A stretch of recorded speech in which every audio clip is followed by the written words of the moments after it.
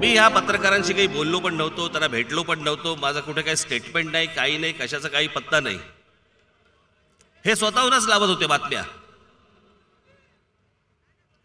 3 जागा मिळणार, 2 जागा मिळणार, काँग्रेस एनसीपी बरोबर युती होणार. मग त्याच्यात अजित पवारने एक स्टेटमेंट केलं की मनसे आम्हाला हवी आहे.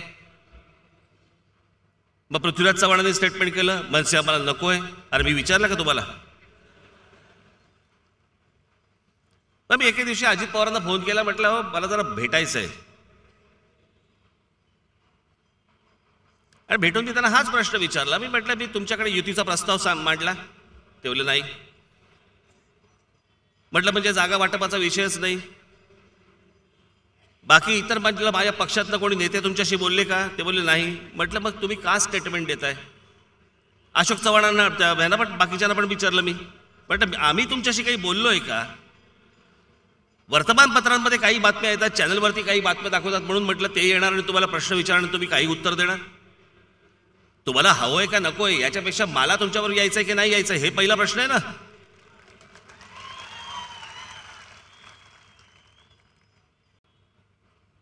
ही निवडणूक न लढवता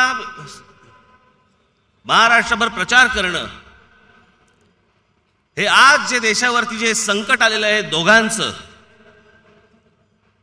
नरेंद्र मोदी आणि अमित शहा या 2 माणसांचं या देशावरती जे आलेलं संकट आहे हे दूर होण्यासाठी म्हणून जेवढे प्रयत्न करता येतील तेवढे राज ठाकरे प्रयत्न करणार.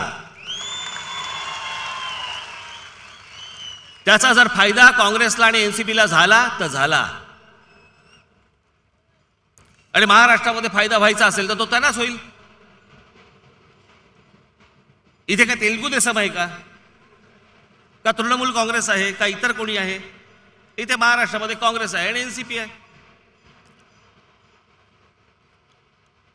माझ्या प्रचाराचा जर समजा फायदा हा त्यांना होत असेल, कारण काँग्रेस हा राष्ट्रीय पक्ष आहे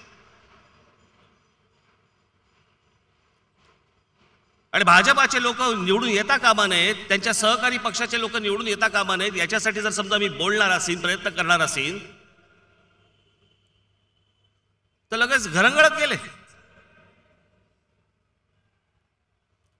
मलाही काही आमच्या जवळच्या काही लोकांनी मला विचारलं, मग ते काँग्रेस एनसीपीचं ते लोक बोलतायत. मी म्हटलं ज्या ज्या वेळेला देश संकटात आलेला आहे ना, मी तुम्हाला एक उदाहरण देऊन सांगतो तुम्हाला. 71ला ज्या वेळेला इंदिरा गांधींनी ज्यावेळेला फाळणी केली आणि बांगलादेश निर्माण केला, त्यावेळेला इंदिरा गांधींना पाठिंबा कोणी दिला होता की तुम्ही करताय हे योग्य करताय, देशावरती आज संकट आहे आणि अशा वेळेला तुम्ही हा देश वेगळा करता आहात, अशा वेळेला पाठिंबा कोणी दिला होता? तर RSSने पाठिंबा दिला होता. इंदिरा गांधींना, काँग्रेसला पाठिंबा दिला होता. जे जुने जाणते जे कोणी RSSची लोक असतील, भाजपाची लोक असतील, त्यांना एकदा विचारा.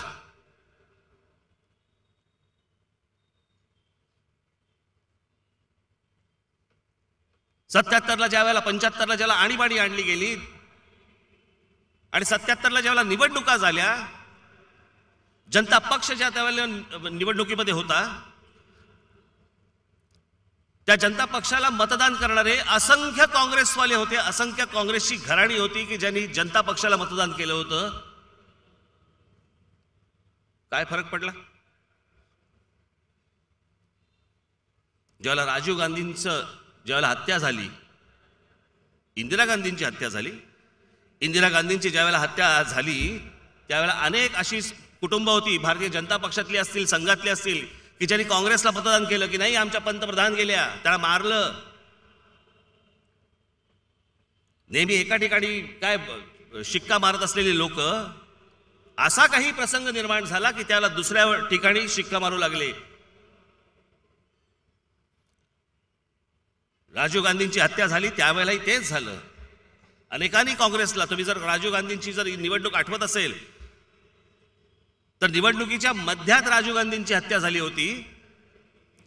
त्याच्यामुळे त्यावेळेला झालेलं अगोदरचं मतदान आणि नंतरचं मतदान याच्यामध्ये फरक आहे.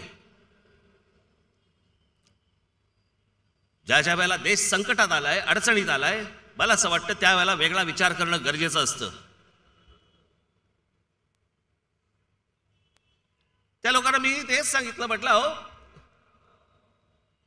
शिवसेना घ्या आणि भारतीय जनता पार्टी घ्या. जिकडे भाजपाचा उमेदवार आहे तिकडे शिवसेनेच्या लोकांना तो नकोय, आणि शिवसेनेचा उमेदवार आहे तिकडे भारतीय जनता पक्षाच्या लोकांना नकोय. तरी पण सत्तेसाठी म्हणून मतदान करायला लावतात ना दुसऱ्याला, मनात नसताना. एक संकट दूर करण्यासाठी म्हणून मनात नसताना जर समजा तुम्हाला दुसरीकडे बटन दाबायला लागलं तर एकदा करून जातंय काय?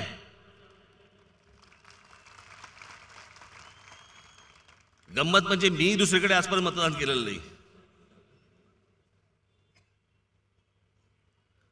पण या सगळ्या पाठिंब्याचा किंवा या माझ्या प्रचाराचा किंवा आता हे सगळे काँग्रेस एनसीपीला होणाऱ्या फायद्याचा याचा विधानसभेशी काहीही संबंध नाही.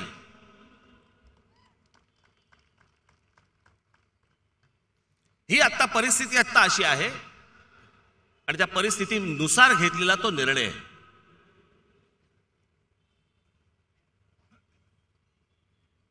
ज्या ज्या वेळेला अशा प्रकारची परिस्थिती येते त्यावेळेला तुम्हाला त्या त्या प्रकारचा निर्णय तसा घ्यावा लागतो. ज्यावेळेला काँग्रेसकडलं ज्यावेळेला प्रतिभाताई पाटलांचं नाव आलं राष्ट्रपती पदासाठी,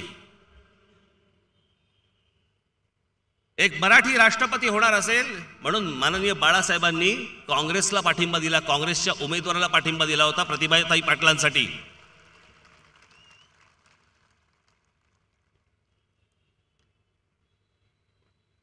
त्या त्या वेळेच्या त्या त्या परिस्थितीनुसार त्या ते निर्णय घ्यावे लागतात.